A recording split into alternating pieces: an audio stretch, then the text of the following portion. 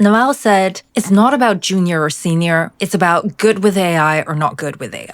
But what does it mean whether you're good with AI or not? How do you judge that? I think there are two things we have to look at and shift our thinking around. Number one is fundamentally, now what can you do with AI? And number two is, how are you going to do that thing with AI? The second you're using AI, you can now promote yourself to be the boss. And I'd argue that you want to promote yourself to the big boss with a B. What I mean by that is I see lots of people online who are saying, oh, you can use AI agents as your assistant now, or hey, when you use LLM, it's like a smart intern. And this way is, yes, thinking about I'm no longer the last person in the rank. I have an intern that I can use. I have an assistant I can use. So yes, you've promoted yourself. But think about the difference of what you can do if instead of building an assistant, you decided I'm going to build a chief of staff for me. Yes, an assistant helps you protect your time, your attention, right? This is 1000% the limitation of knowledge workers is that 1,000 people and 1,000 things are pulling us in different directions. And we need to be able to manage that energy and manage that time, manage our calendars and our to-dos to get those things done. And yes, an executive assistant can, to a certain extent, understand what should be prioritized, what are the things that are important, and kind of fit pieces together. So we do get leverage from an assistant. But if you bring your big boss energy, instead of an assistant, you're thinking about my AI agent is going to be my chief of staff. Then you'll realize, okay, this agent is not just helping me manage my time, is not just helping me protect my energy. They are my thought partner. They are going to turn the visions that I have into something that's executable. The chief of staff also manages a team of people, a team, whether it's real or whether it's other AI agents who can then do more things. So your leverage just jumped from, yes, the assistant can help me manage my calendar to, yes, my chief of staff can then manage more people to get more meaningful things done. And the type of conversation you're going to have with this chief of staff is going to be fundamentally different than the ones you're going to have with your assistant. With the chief of staff, you're mapping out priorities, mapping out opportunities, possibilities of which direction you should go, all of the things that you can explore. And the type of work, the type of thinking is going to be higher order, right? So we're moving up the Bloom taxonomy. A lot of people ask me, oh, so what do you think about AI making you more stupid? Like, yes, if you decide to use it at a lower order thinking capacity. If you tell the AI, hey, you are going to help me think through how to organize my calendar, yes, that is the type of work that you're going to be doing. And if you say, okay, yeah, whatever you say is right, I'm just going to use it, then yes, you're not actually elevating your capacity of what you can think about. But the AI is also a mirror. If you say, I want to do higher order thinking, so I need a thought partner that has that kind of capacity, then you're not going to become more stupid. You are going to think about, okay, for my chief of staff, they're going to need all of this context. Plus, they're really smart and they have access to all of these other research that I can never read through with my entire life on Earth. Then you're naturally going to get smarter and think about problems in a deeper way. Use that leverage in a different way. So I'd argue, bring that big boss energy into what you can do. You can just say, from today on, I'm the boss with a big B. I'm Bowser in Mario rather than one of the mini bosses. Having that flexibility in who you see you can become is such an empowering part of this technology. And I'm not saying that, just by telling AI, hey, now you're my chief of staff, it can do all of these chief of staff things and help make everything happen. No, but how you think about what you're going to provide it and how you think about what kind of ideas you're allowed to work on fundamentally changes. That's not a small feat. You are being empowered by the technology. And it doesn't limit you from having an assistant and a chief of staff, right? Yes, AI is not quite there yet in order to perform all of the things that a human, experienced chief of staff can do. Fine. But we also have to think a little bit further into the distance of the day when it is able to, you've already shifted your thinking to match that capability. And there is no one saying you cannot have an assistant that is perfectly automatically functional through an agent as well as a chief of staff. It's just that we have to change what we think we can do. And that is the main thing. So this is why seniority doesn't matter anymore, right? Previously, we can have people who are managers or, execs, and we look at them and we think, oh, I don't think you actually can do all of these amazing things. I don't think your thinking is really that clear. So yes, the role that, people are given doesn't matter anymore. If you have the brains, if you have the experience of that exec that you think, is not performing, well, now with AI, you can just give yourself more capacity so you can function and do the work that that person does. And in the workplace, the number one prerequisite for promoting someone is they're already doing the work of that role. So you can literally just go do that. But this also means that if you are a leader, you are someone who already manage teams, you're someone who knows how to delegate, how to think at that more strategic level, higher order thinking, you know what are the things that you want to be working on. Well, now you can just maximize that and scale that ability to not just the physical team that you have access to, but also a team that doesn't stop 24/7. And that, again, exponentially expands what it is that you can actually do. So if you're searching for that meritocracy of, hey, I have ideas, I think clearly I can get stuff done, then there is a clear progression forward and you have a lot more resources than you had just a year ago. All right, now that you're bringing the big boss energy, how are you going to do the work? How is it going to change from what it is that you do before you got promoted to the boss? There are three things, and for sake of simplicity, I think you should spend 33% of your time on each. The first one is learning, because uncertainty now is the only thing that we know is certain for the next 10 years. Every single second, there seems to be news about something has fundamentally changed again. Oh my gosh, now we can do this. And we don't want to fall into this frantic AI guilt and AI overwhelm and just chase and to keep up, because that only creates more distraction for ourselves. Instead, I suggest you learn to change your behavior. So what I mean by that is when I say learning, most people will think, yeah, I already learn, I consume a lot of information, but that is only the first part of the process, right? Getting input to understand something new, okay, that is part one. Learning is a process. And at the end, what you want to do is change your behavior, because if your behavior stays the same, then there was no point in learning. And because we're thinking about that behavior, we're thinking about internally, what is that change I want to make? So it's not about chasing the news of, oh, AI can now do this, AI can now do that. What do I want to make sure I keep up on? It's rather, what is the behavior that I want to change now to get a different result?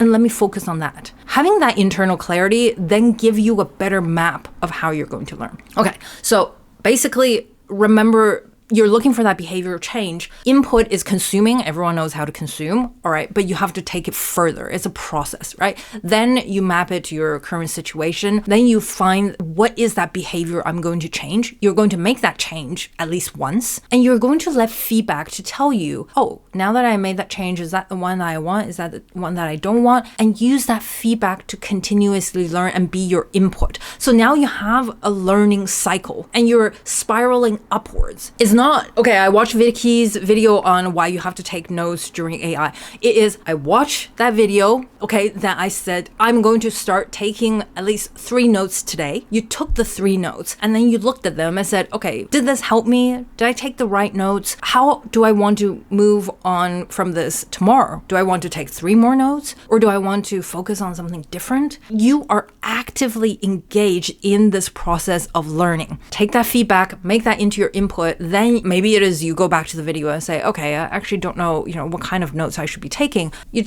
look at the video again, now something else pops out. Okay, I'm going to try it again, right? I change that behavior and I watch the feedback. And that way you actually get something out of the learning. If you have not made a change, whether it's a behavior, whether you made a decision about something that you were undecided on, then you have not learned anything. You have to change some sort of pattern in your brain in order for that to actually sink in and be helpful to you. The whole process, the whole loop of learning has to happen over time. And this brings us to the second thing you want to shift how you think about it, which is create. And again, I don't mean the single act of creating something new or something original.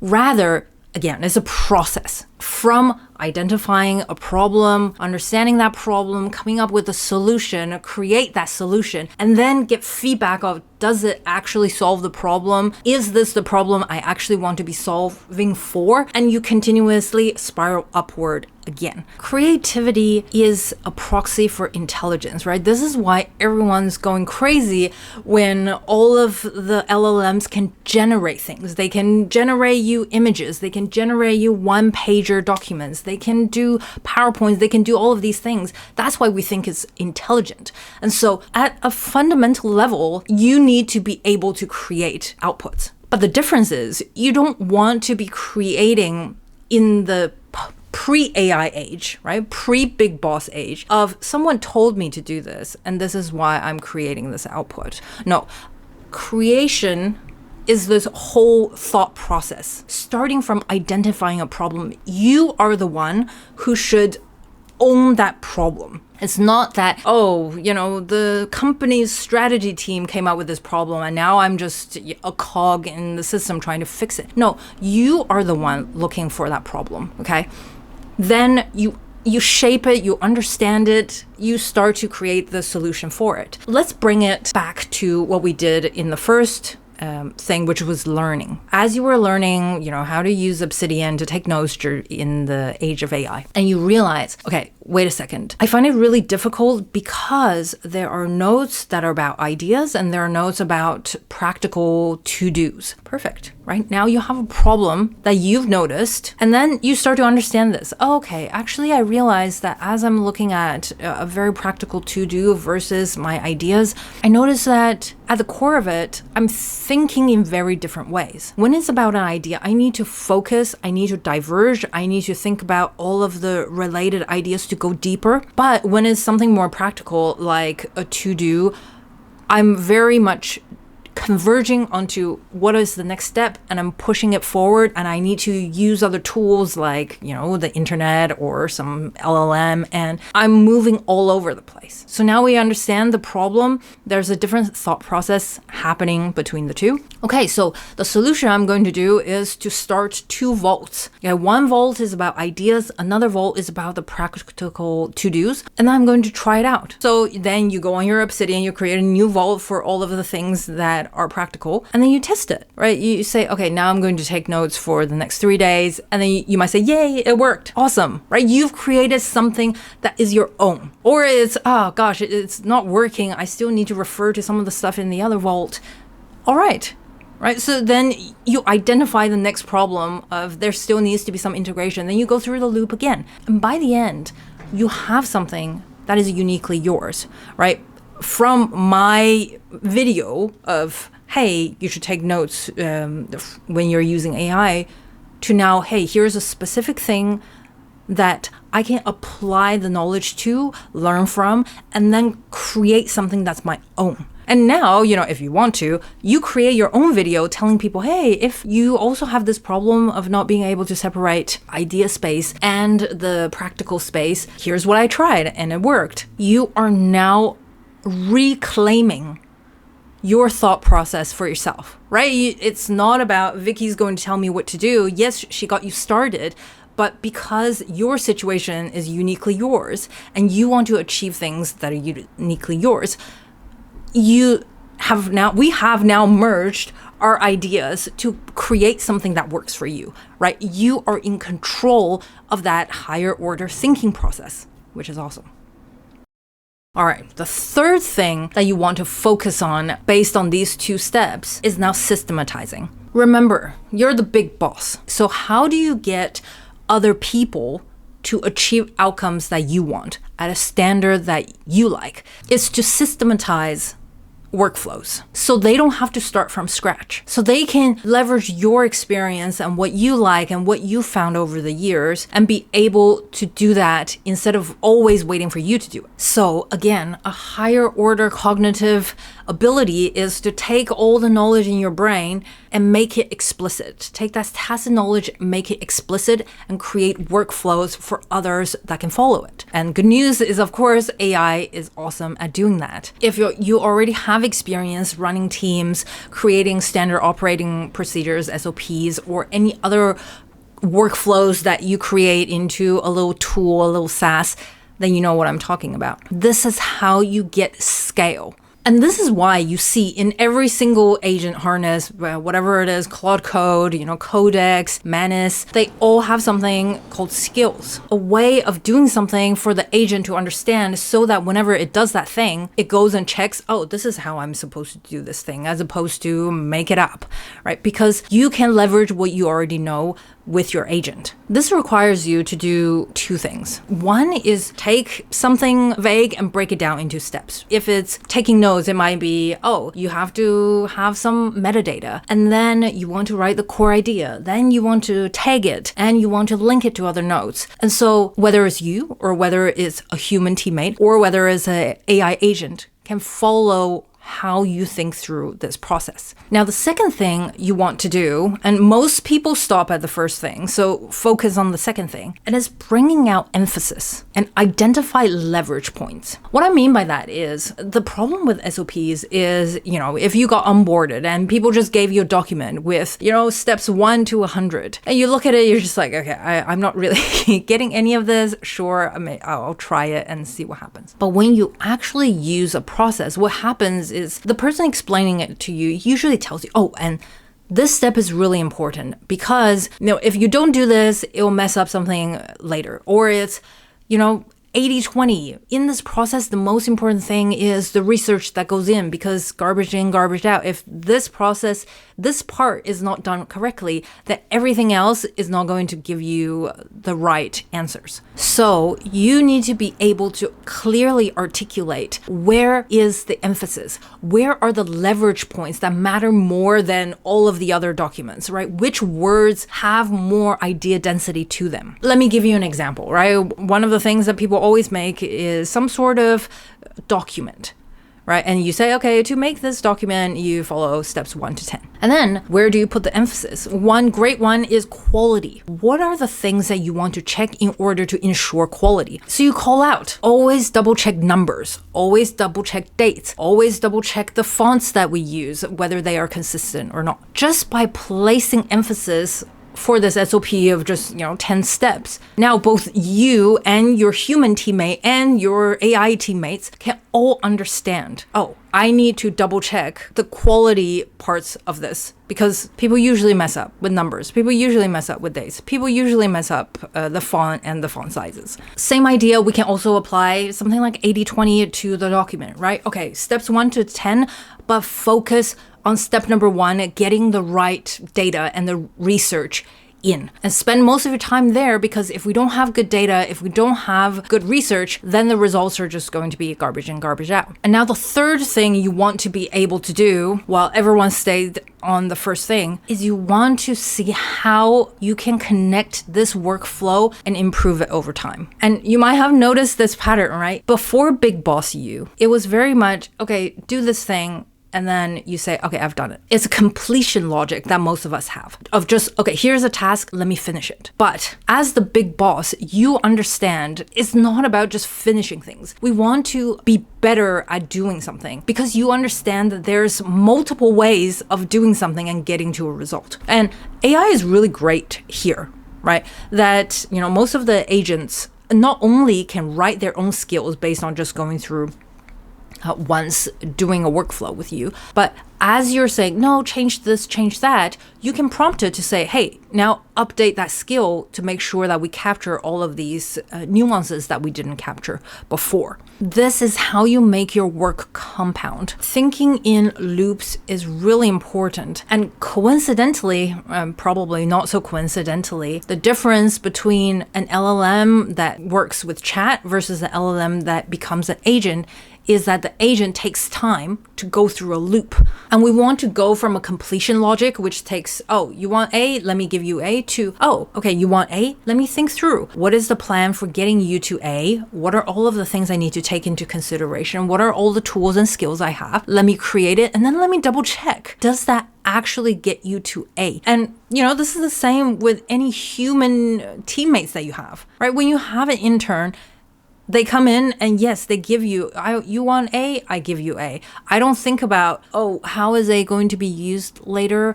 how can I make A better? I just create it and throw it back to you. You tell me if this is good or not, right? And that's the frustrating part.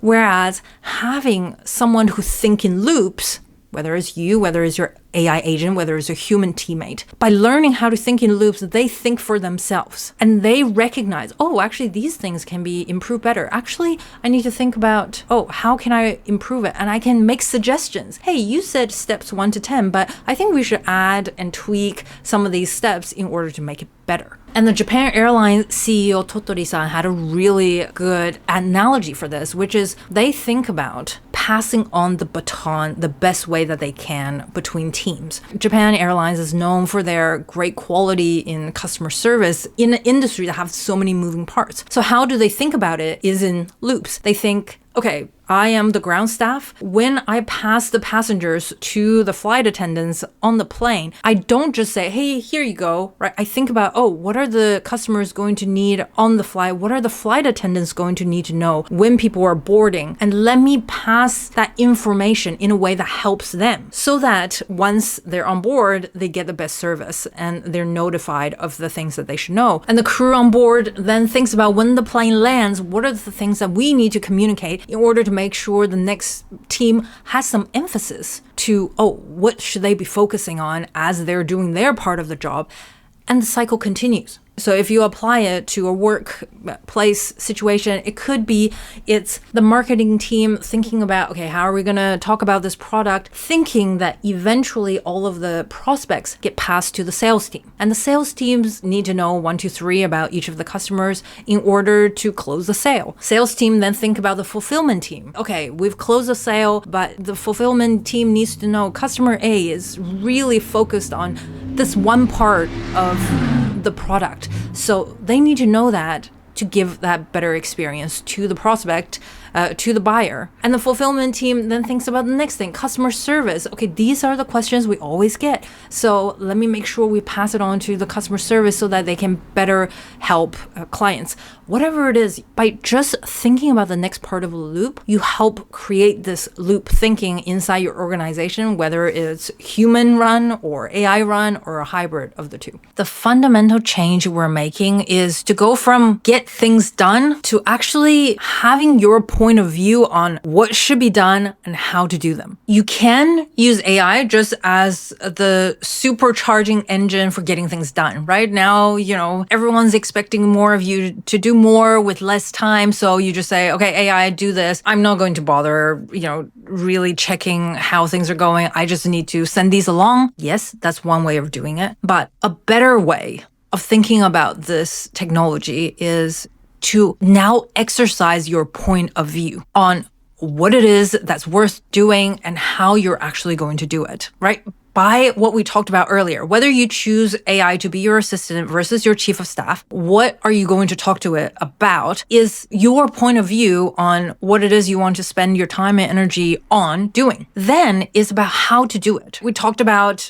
being able to learn, being able to create, being able to turn them into workflows. You notice that the workflows are not standardized unless you let AI tell you how to do these things. Every single step of the way, we talked about how do you adapt it to your own situation using the loop. So what you're doing is exercising your point of view, building your point of view. Your skills on how to create a document might be different from my skills of how to create a document. We have different goals, we have different experience, we have different of what we decide is right or wrong, good or bad. And so that is a very empowering and freeing idea, a very human one, right? Is that you are at the center. Unless you give that power away, you have that choice. When output becomes cheap, then we get a lot of quantity, which can be good and bad. What we usually do is, hey, ChatGPT, give me 10 ways of saying this difficult thing I've been thinking about telling my boss. Or it's, hey, Claude, give me 10 ways to get from LA to New York. Okay.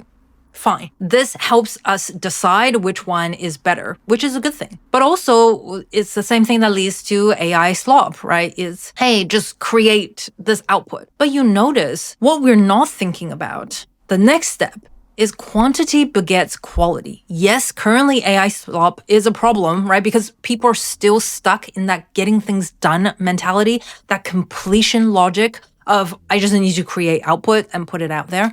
But you don't have to stay there. But you have to think about the next step, at least for yourself, of how I'm going to use that quantity to get me to better quality. And for me, quality comes from three things. If you're going from 0 to 1, it's about better exploration. Previously, we were limited by our time, by our energy, by how much we can find, by who we have access to help us do these things, finding good research, finding good data, talking to people, right? But with AI, we can think about exploration in a whole new way, right? We can do so much more research that's targeted, that's wasn't possible before. Quality comes from better loops. So like what we talked about, if you have something that you're optimizing towards, you can use feedback. Andre Kaparthi, one of the founding members of OpenAI, he created this tool called Auto Research, which continuously loop as an agent until it gets you better results. And it learns how to do all of those and build that feedback into its own skill, right? That's now possible. And quality comes from better criteria of your point of view of what's good and what's bad. This is not an absolute. There is your taste, your curation, your judgment that comes into, okay, I like this red one versus this blue one, or I like writing that sounds like Naval versus writing that sounds like Nassim Taleb. It doesn't really matter, but it's for you to be actively involved in the whole process of thinking and creating. Developing your point of view is crucial. So coming back to, it's not about whether you're senior or junior. It's about how good you are with AI. And by good, it means how are you thinking about this partner? Where are you positioning yourself? How much of yourself are you bringing into this collaboration with this tool? I hope you will bring that big boss energy. Let me know what you think in the comments below, and I'll see you in the next video. Bye.